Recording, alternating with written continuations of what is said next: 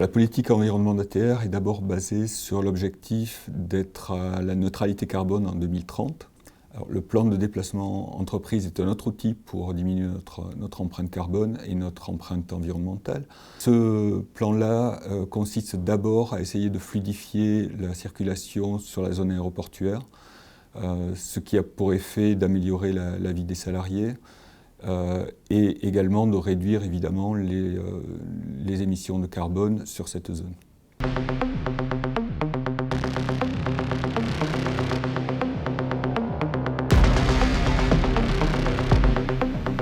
Le plan de mobilité que nous avons développé en 2018 a été récompensé. On a obtenu le prix TCO d'Écomobilité et on en était extrêmement fiers. Et ça récompense pour nous, bien évidemment, l'implication des salariés. C'est ça qui est vraiment une clé du succès. Sur chaque mode alternatif de transport qu'on veut promouvoir, en fait, il y a des ambassadeurs qui se sont proposés à l'interne, que ce soit de nouveau sur le covoiturage, avec des personnes qui en ont fait leur mode de déplacement habituel, sur le vélo. Là aussi, des employés qui sont extrêmement motivés et qui fédèrent autour d'eux d'autres collègues pour suivre cette démarche. C'est vrai qu'on agit énormément via ces ambassadeurs internes. Moi, ce qui est bien chez ATR, c'est qu'on a des parkings pour pouvoir garer nos vélos, majoritairement à l'abri de la pluie. On a accès à des douches et à des casiers pour pouvoir ranger les affaires.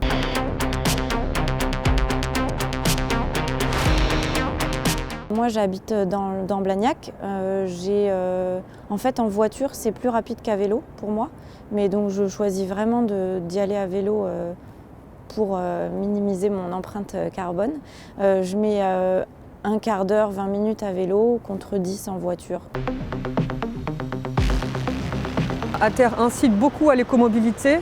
Moi, par exemple, je suis utilisatrice des transports en commun. Et ATR me rembourse chaque mois mon abonnement TCO.